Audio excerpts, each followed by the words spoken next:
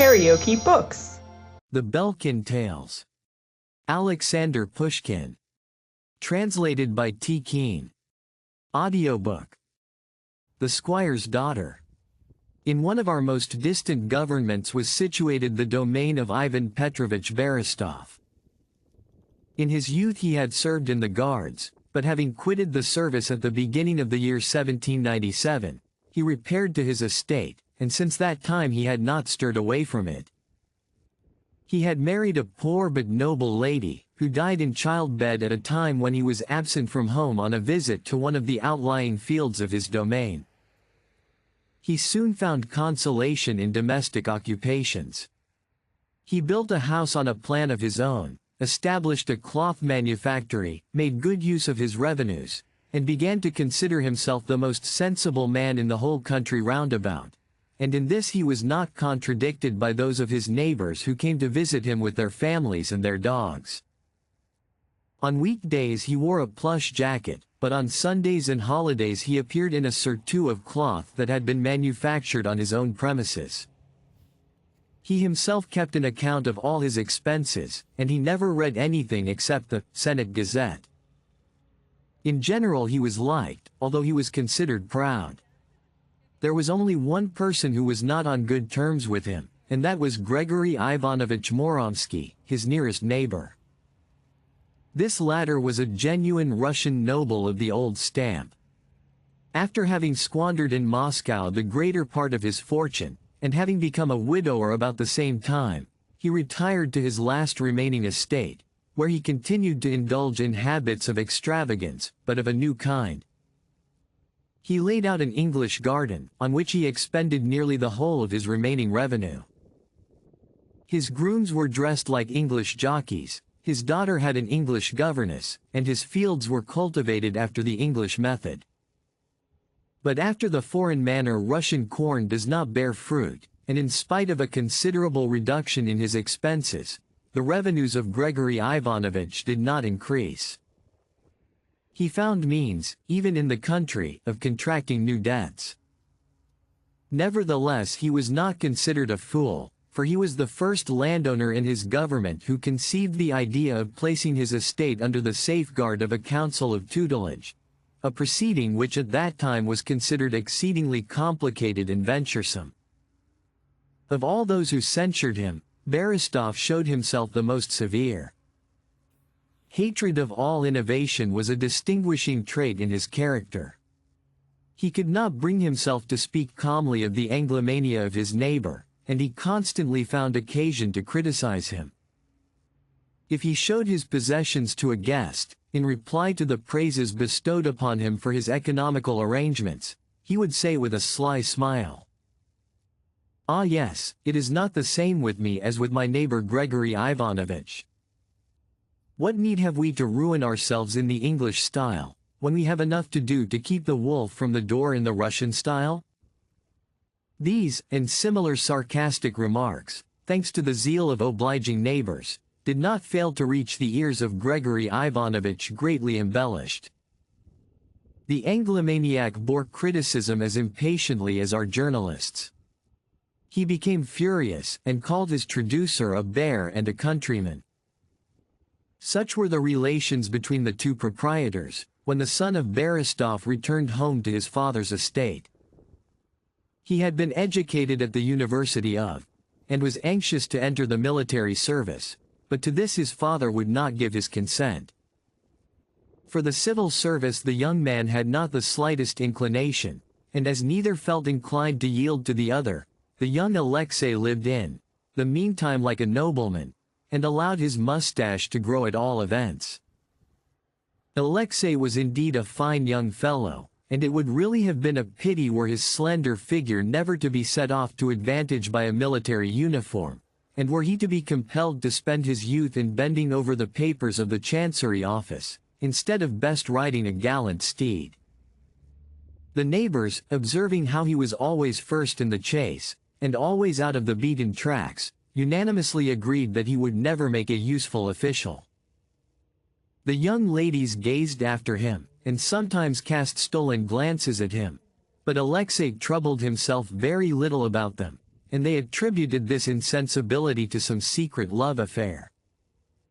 Indeed, there passed from hand to hand a copy of the address of one of his letters, to Akulina Petrovna Korochkin, in Moscow, opposite the Alexeysky Monastery, in the house of the coppersmith Savelyev, with the request that she will forward this letter to A.N.R.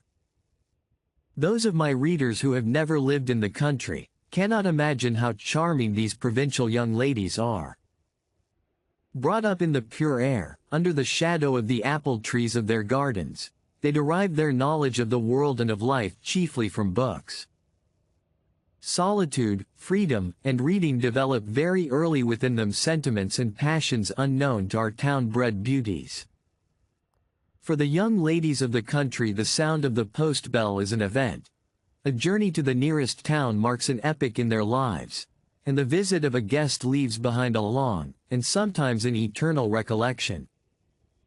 Of course, everybody is at liberty to laugh at some of their peculiarities, but the jokes of a superficial observer cannot nullify their essential merits, the chief of which is that personality of character, that individuality without which, in Jean-Paul's opinion, there can be no human greatness.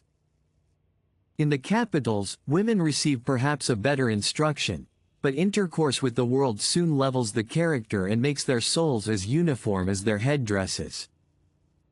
This is said neither by way of praise nor yet by way of censure, but nota nostra manne, as one of the old commentators writes. It can easily be imagined what impression Alexei would produce among the circle of our young ladies.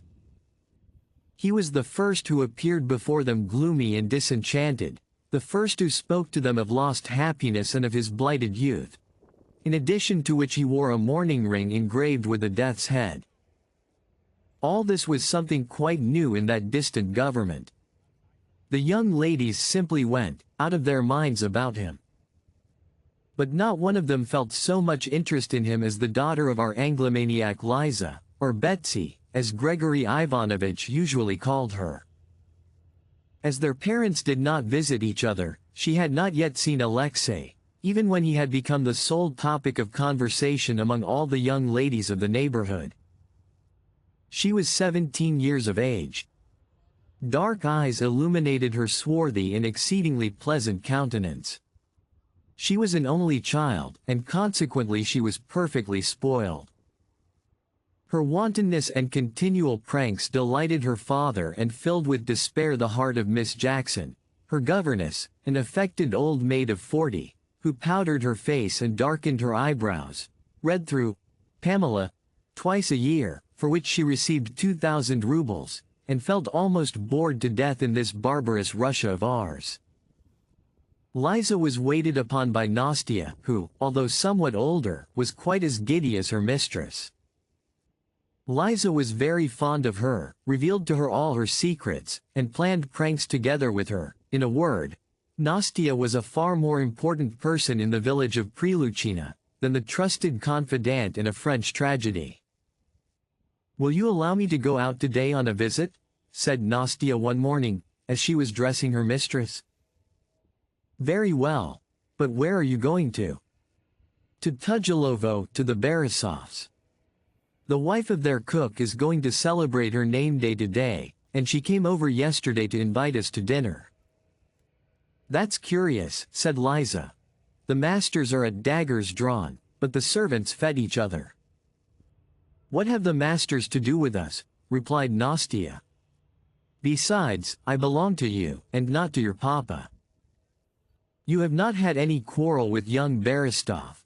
Let the old ones quarrel and fight, if it gives them any pleasure. Try and see Alexei Berestov, Nastia, and then tell me what he looks like and what sort of a person he is." Nastia promised to do so, and all day long Liza waited with impatience for her return. In the evening Nastia made her appearance.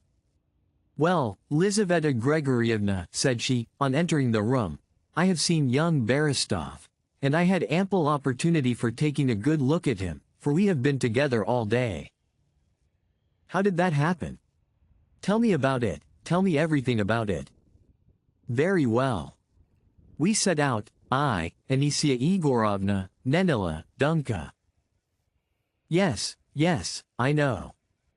And then? With your leave, I will tell you everything in detail.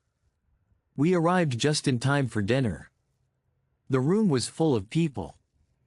The Kolbinskys were there, as well as the Zakharevskys, the Klupiskys, the bailiff's wife and her daughters. Well, and Berestov? Wait a moment. We sat down to table. The bailiff's wife had the place of honor. I sat next to her. The daughters pouted and didn't like it, but I didn't care about them.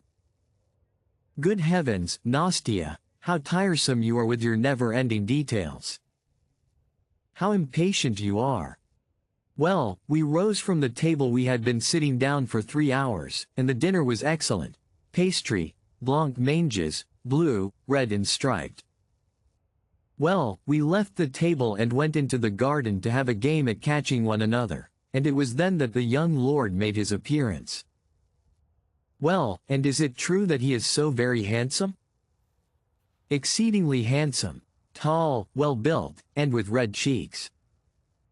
Really? And I was under the impression that he was fair. Well, and how did he seem to you? Sad, thoughtful? Nothing of the kind.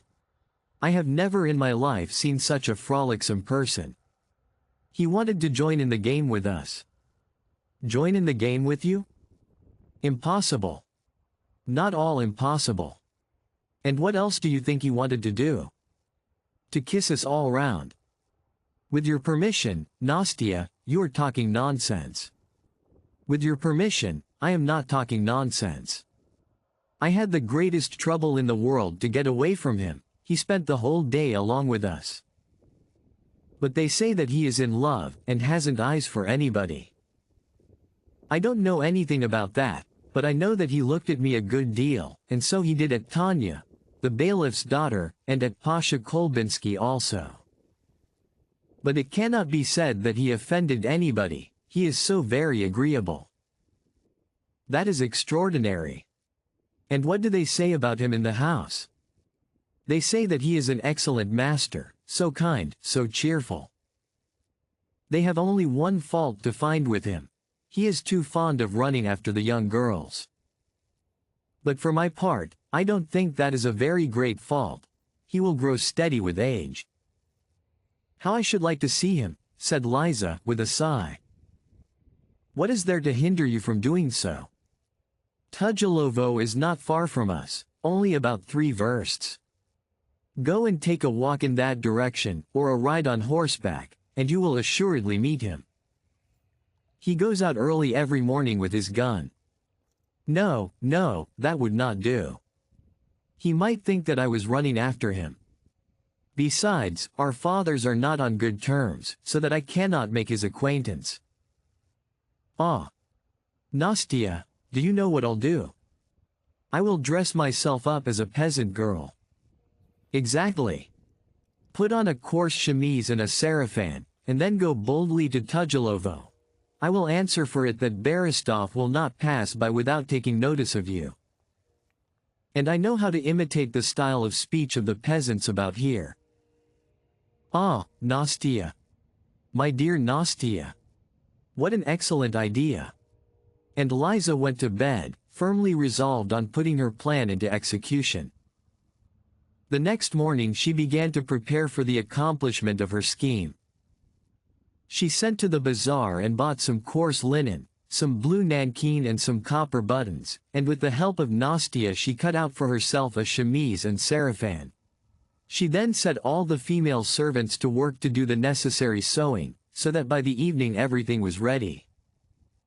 Liza tried on the new costume, and as she stood before the mirror, she confessed to herself that she had never looked so charming.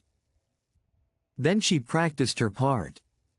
As she walked she made a low bow, and then tossed her head several times, after the manner of a china cat, spoke in the peasant's dialect, smiled behind her sleeve, and did everything to Nastia's complete satisfaction. One thing only proved irksome to her. She tried to walk barefooted across the courtyard, but the turf pricked her tender feet, and she found the stones and gravel unbearable. Nastya immediately came to her assistance. She took the measurement of Liza's foot, ran to the fields to find Trofim the shepherd, and ordered him to make a pair of bast shoes of the same measurement. The next morning, almost before it was dawn, Liza was already awake. Everybody in the house was still asleep. Nastya went to the gate to wait for the shepherd. The sound of a horn was heard, and the village flock defiled past the manor house. Trofim, on passing by Nastya, gave her a small pair of colored bast shoes, and received from her a half-ruble in exchange. Liza quietly dressed herself in the peasant's costume, whispered her instructions to Nastya with reference to Miss Jackson, descended the back staircase and made her way through the garden into the field beyond. The eastern sky was all aglow, and the golden lines of clouds seemed to be awaiting the sun, like courtiers await their monarch. The bright sky, the freshness of the morning, the dew, the light breeze, and the singing of the birds filled the heart of Liza with childish joy. The fear of meeting some acquaintance seemed to give her wings, for she flew rather than walked. But as she approached the wood which formed the boundary of her father's estate, she slackened her pace. Here she resolved to wait for Alexei. Her heart beat violently, she knew not why, but is not the fear which accompanies our youthful escapades that which constitutes their greatest charm. Liza advanced into the depth of the wood. The deep murmur of the waving branches seemed to welcome the young girl. Her gaiety vanished. Little by little she abandoned herself to sweet reveries. She thought, but who can say exactly what a young lady of 17 thinks of, alone in a wood, at 6 o'clock of a spring morning? And so she walked musingly along the pathway, which was shaded on both sides by tall trees, when suddenly a magnificent hunting dog came barking and bounding towards her. Liza became alarmed and cried out. But at the same moment a voice called out, "Tout beau, Sabogar, ICI."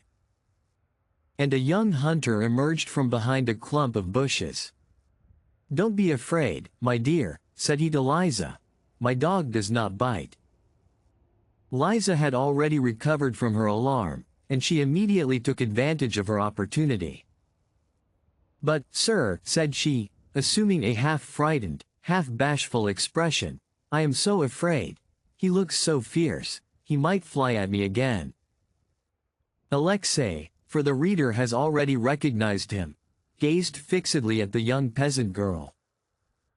"I will accompany you if you are afraid," said he to her. "Will you allow me to walk along with you?" "Who is to hinder you?" replied Liza. "Wills are free, and the road is open to everybody." "Where do you come from?" "From Preluchina. I am the daughter of Vasily the blacksmith, and I am going to gather mushrooms." Liza carried a basket on her arm. "And you, sir?" "From Tujilovo, I have no doubt." "Exactly so," replied Alexei. "I am the young master's valet de chambre." Alexei wanted to put himself on an equality with her, but Liza looked at him and began to smile. "That is a fib," said she. "I am not such a fool as you may think. I see very well that you are the young master himself." "Why do you think so?" "I think so for a great many reasons." "But," as if it were not possible to distinguish the master from the servant, "you are not dressed like a servant, you do not speak like one, and you address your dog in a different way to us." Liza began to please Alexei more and more. As he was not accustomed to standing upon ceremony with peasant girls, he wanted to embrace her, but Liza drew back from him, and suddenly assumed such a cold and severe look, that Alexei, although much amused, did not venture to renew the attempt. "If you wish that we should remain good friends," said she with dignity, "be good enough not to forget yourself." "Who taught you such wisdom?" asked Alexei, bursting into a laugh. "Can it be my friend Nastenka, the chambermaid to your young mistress?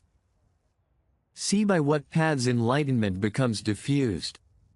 Liza felt that she had stepped out of her role, and she immediately recovered herself. "Do you think," said she, "that I have never been to the manor house? Don't alarm yourself. I have seen and heard a great many things. But," continued she, "if I talk to you, I shall not gather my mushrooms. Go your way, sir, and I will go mine. Pray excuse me." And she was about to move off, but Alexei seized hold of her hand. "What is your name, my dear?" "Akulina," replied Liza, endeavoring to disengage her fingers from his grasp. "But let me go, sir, it is time for me to return home." "Well, my friend Akulina, I will certainly pay a visit to your father, Vasily the blacksmith." "What do you say?"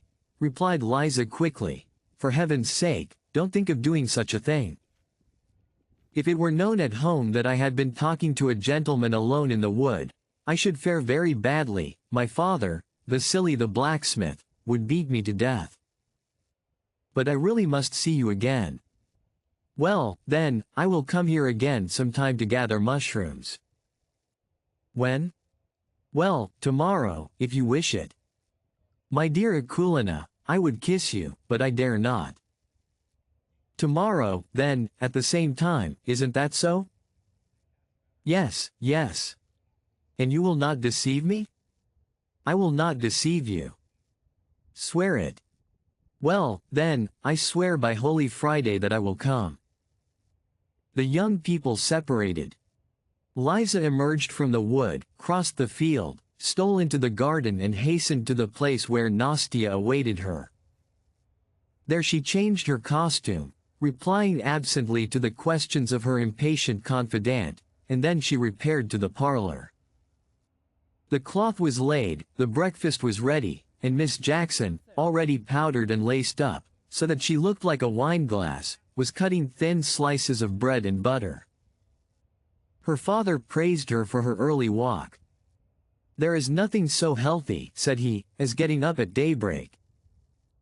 Then he cited several instances of human longevity, which he had derived from the English journals, and observed that all persons who had lived to be upwards of 100, abstained from brandy and rose at daybreak, winter and summer.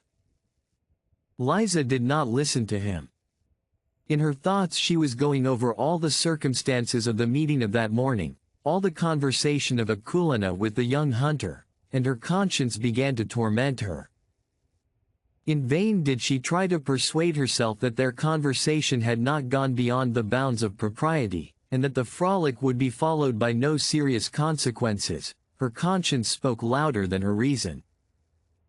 The promise given for the following day troubled her more than anything else, and she almost felt resolved not to keep her solemn oath. But then, might not Alexei, after waiting for her in vain, make his way to the village and search out the daughter of Vasily the blacksmith, the veritable Akulina, a fat, pock-marked peasant girl, and so discover the prank she had played upon him? This thought frightened Liza, and she resolved to repair again to the little wood the next morning in the same disguise as at first. On his side, Alexei was in an ecstasy of delight. All day long he thought of his new acquaintance, and in his dreams at night the form of the dark-skinned beauty appeared before him. The morning had scarcely begun to dawn, when he was already dressed. Without giving himself time to load his gun, he set out for the fields with his faithful Sabogar, and hastened to the place of the promised rendezvous. A half-hour of intolerable waiting passed by. At last he caught a glimpse of a blue sarafan between the bushes, and he rushed forward to meet his charming Akulina. She smiled at the ecstatic nature of his thanks, but Alexei immediately observed upon her face traces of sadness and uneasiness. He wished to know the cause. Liza confessed to him that her act seemed to her very frivolous, that she repented of it, that this time she did not wish to break her promised word, but that this meeting would be the last, and she therefore entreated him to break off an acquaintanceship which could not lead to any good. All this, of course, was expressed in the language of a peasant, but such thoughts and sentiments, so unusual in a simple girl of the lower class, struck Alexei with astonishment. He employed all his eloquence to divert Akulina from her purpose. He assured her that his intentions were honorable, promised her that he would never give her cause to repent, that he would obey her in everything, and earnestly entreated her not to deprive him of the joy of seeing her alone, if only once a day, or even only twice a week. He spoke the language of true passion, and at that moment he was really in love. Liza listened to him in silence. "Give me your word," said she at last, "that you will never come to the village in search of me, and that you will never seek a meeting with me except those that I shall appoint myself." Alexei swore by Holy Friday, but she stopped him with a smile. "I do not want you to swear," said she. "Your mere word is sufficient." After that they began to converse together in a friendly manner, strolling about the wood, until Liza said to him, "It is time for me to return home." They separated, and when Alexei was left alone, he could not understand how, in 2 interviews, a simple peasant girl had succeeded in acquiring such influence over him.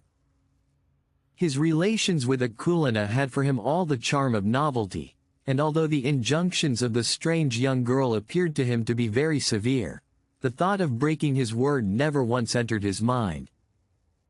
The fact was that Alexei, in spite of his fatal ring, his mysterious correspondence and his gloomy disenchantment, was a good and impulsive young fellow, with a pure heart capable of enjoying the pleasures of innocence.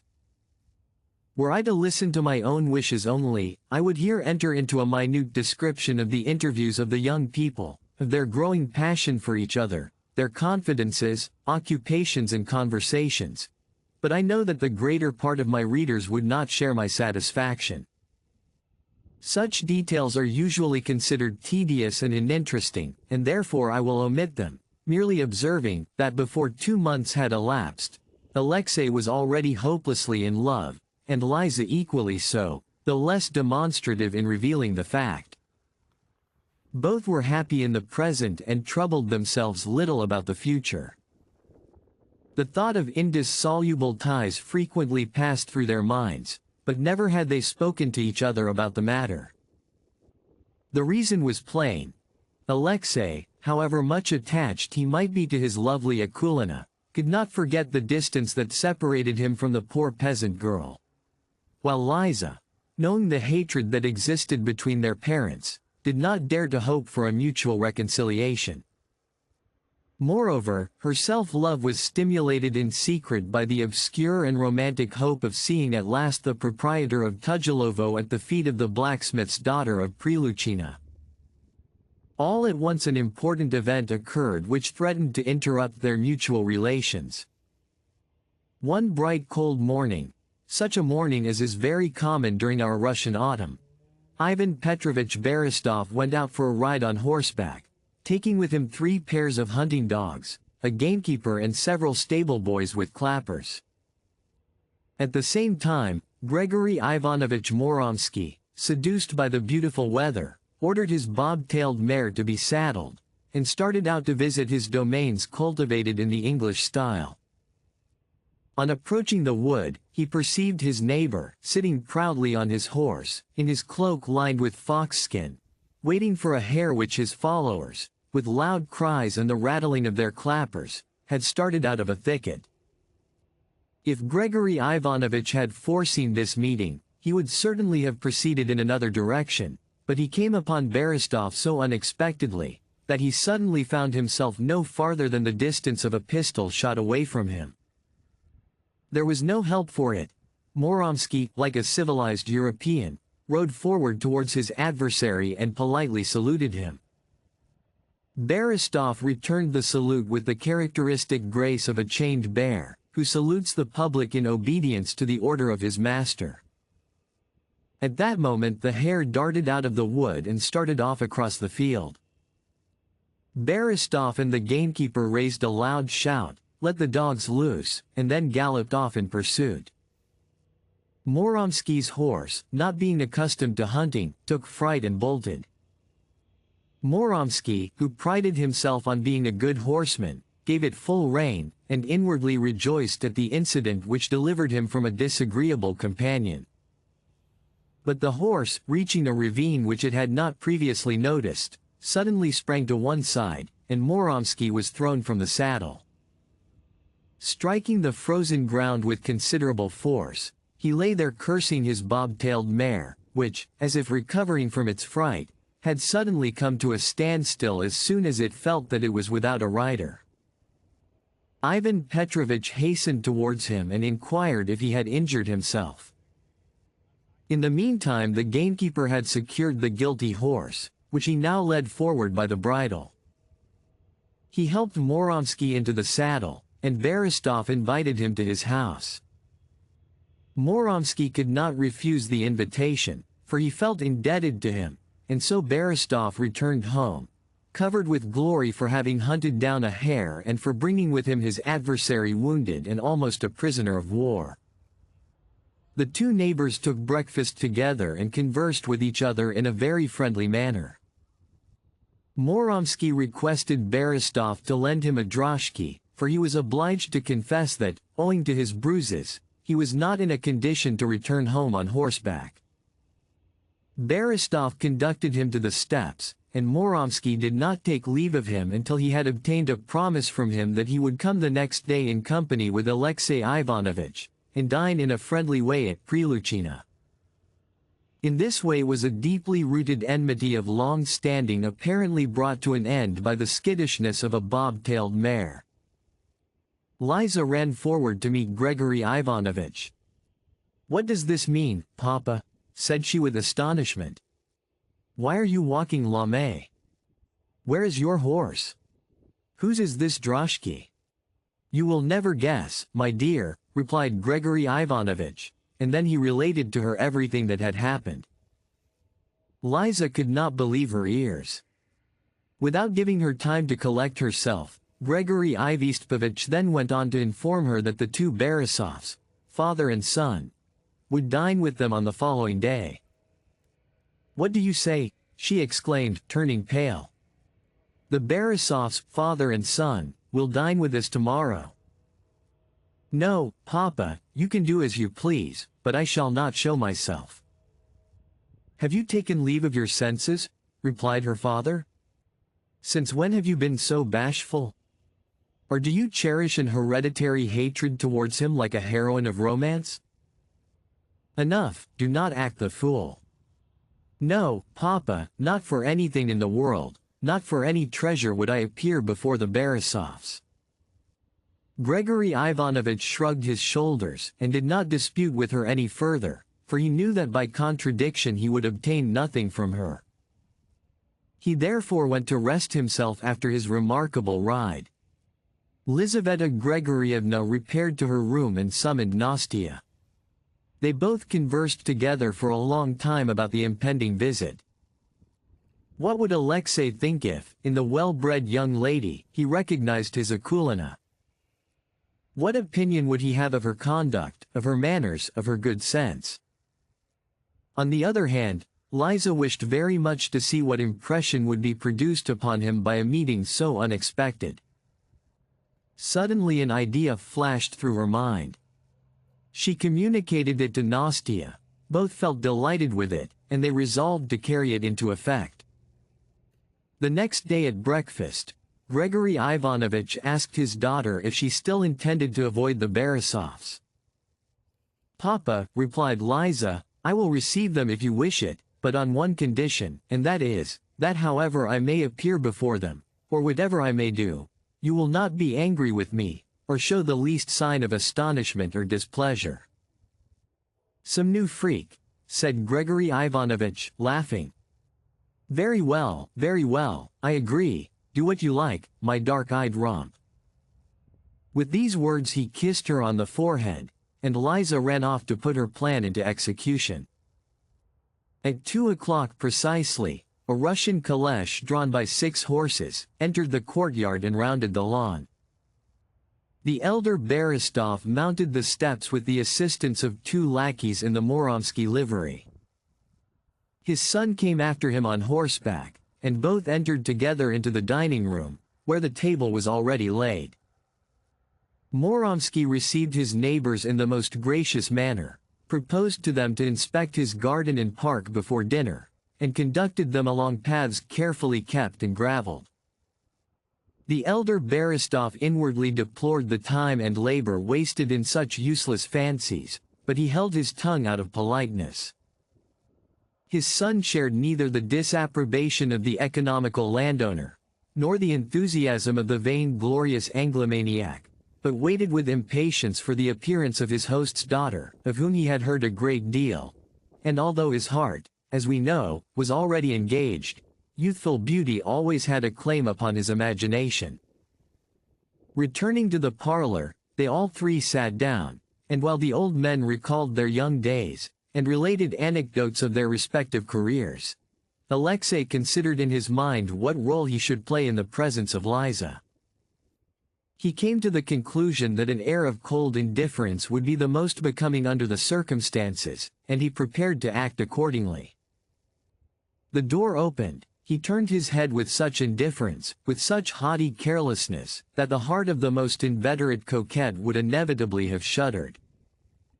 Unfortunately, instead of Liza, it was old Miss Jackson, who, painted and bedecked, entered the room with downcast eyes and with a low bow, so that Alexei's dignified military salute was lost upon her. He had not succeeded in recovering from his confusion, when the door opened again, and this time it was Liza herself who entered. All rose. Her father was just beginning to introduce his guests, when suddenly he stopped short and bit his lips. Liza, his dark-complexioned Liza, was painted white up to the ears, and was more bedizened than even Miss Jackson herself. False curls, much lighter than her own hair, covered her head like the peruke of Louis XIV. Her sleeves à l'imbécile stood out like the hooped skirts of Madame de Pompadour. Her figure was pinched in like the letter X, and all her mother's jewels, which had not yet found their way to the pawnbrokers, shone upon her fingers, her neck and in her ears. Alexei could not possibly recognize his Akulina in the grotesque and brilliant young lady. His father kissed her hand, and he followed his example, though much against his will. When he touched her little white fingers, it seemed to him that they trembled. In the meantime he succeeded in catching a glimpse of her little foot, intentionally advanced and set off to advantage by the most coquettish shoe imaginable. This reconciled him somewhat to the rest of her toilette. As for the paint and powder, it must be confessed that, in the simplicity of his heart, he had not noticed them at the first glance, and afterwards had no suspicion of them. Gregory Ivanovitch remembered his promise, and endeavored not to show any astonishment, but his daughter's freak seemed to him so amusing that he could scarcely contain himself. But the person who felt no inclination to laugh was the affected English governess. She had a shrewd suspicion that the paint and powder had been extracted from her chest of drawers, and the deep flush of anger was distinctly visible beneath the artificial whiteness of her face. She darted angry glances at the young madcap, who, reserving her explanations for another time, pretended that she did not notice them. They sat down to table. Alexei continued to play his role of assumed indifference and absence of mind. Liza put on an air of affectation, spoke through her teeth, and only in French. Her father kept constantly looking at her, not understanding her aim, but finding it all exceedingly amusing. The English governess fumed with rage and said not a word. Ivan Petrovitch alone seemed at home. He ate like two, drank heavily, laughed at his own jokes, and grew more talkative and hilarious at every moment. At last they all rose up from the table. The guests took their departure, and Gregory Ivanovitch gave free vent to his laughter and to his interrogations. "What put the idea into your head of acting the fool like that with them?" he said to Liza. "But do you know what? The paint suits you admirably. I do not wish to fathom the mysteries of a lady's toilette, but if I were in your place, I would very soon begin to paint. Not too much, of course, but just a little." Liza was enchanted with the success of her stratagem. She embraced her father, promised him that she would consider his advice, and then hastened to conciliate the indignant Miss Jackson, who, with great reluctance, consented to open the door and listen to her explanations. Liza was ashamed to appear before strangers with her dark complexion. She had not dared to ask. She felt sure that dear, good Miss Jackson would pardon her, etc., etc. Miss Jackson, feeling convinced that Liza had not wished to make her a laughing stock by imitating her, calmed down, kissed her, and as a token of reconciliation, made her a present of a small pot of English paint, which Liza accepted with every appearance of sincere gratitude. The reader will readily imagine that Liza lost no time in repairing to the rendezvous in the little wood the next morning. "You were at our master's yesterday," she said at once to Alexei. "What do you think of our young mistress?" Alexei replied that he had not observed her. "That's a pity," replied Liza. "Why so?" asked Alexei. "Because I wanted to ask you if it is true what they say." "What do they say?" "Is it true, as they say, that I am very much like her?" "What nonsense! She is a perfect monstrosity compared with you." "Oh, sir, it is very wrong of you to speak like that. Our young mistress is so fair and so stylish. How could I be compared with her?" Alexei vowed to her that she was more beautiful than all the fair young ladies in creation, and in order to pacify her completely, he began to describe her mistress in such comical terms, that Liza laughed heartily. "But," said she with a sigh, "even though our young mistress may be ridiculous, I am but a poor ignorant thing in comparison with her." "Oh," said Alexei, "is that anything to break your heart about? If you wish it, I will soon teach you to read and write." "Yes, indeed," said Liza, "why should I not try?" "Very well, my dear, we will commence at once." They sat down. Alexei drew from his pocket a pencil and notebook, and Akulina learnt the alphabet with astonishing rapidity. Alexei could not sufficiently admire her intelligence. The following morning she wished to try to write. At first the pencil refused to obey her, but after a few minutes she was able to trace the letters with tolerable accuracy. "It is really wonderful," said Alexei. "Our method certainly produces quicker results than the Lancaster system." And indeed, at the third lesson Akulina began to spell through "Natalie the Boyard's daughter," interrupting her reading by observations which really filled Alexei with astonishment, and she filled a whole sheet of paper with aphorisms drawn from the same story. A week went by, and a correspondence was established between them. Their letter box was the hollow of an old oak tree, and Nastia acted as their messenger. Thither Alexei carried his letters written in a bold round hand, and there he found on plain blue paper the delicately traced strokes of his beloved. Akulina perceptibly began to acquire an elegant style of expression, and her mental faculties commenced to develop themselves with astonishing rapidity. Meanwhile, the recently formed acquaintance between Ivan Petrovich Berestov and Gregory Ivanovich Moronsky soon became transformed into a sincere friendship, under the following circumstances. Moronsky frequently reflected that, on the death of Ivan Petrovich, all his possessions would pass into the hands of Alexei Ivanovich, in which case the latter would be one of the wealthiest landed proprietors in the government, and there would be nothing to hinder him from marrying Liza. The elder Berestov, on his side, although recognizing in his neighbor a certain extravagance, or, as he termed it, English folly, was perfectly ready to admit that he possessed many excellent qualities, as for example, his rare tact. Gregory Ivanovich was closely related to Count Pronsky, a man of distinction and of great influence. The Count could be of great service to Alexei, and Moronsky, so thought Ivan Petrovich, would doubtless rejoice to see his daughter marry so advantageously. By dint of constantly dwelling upon this idea, the two old men came at last to communicate their thoughts to one another.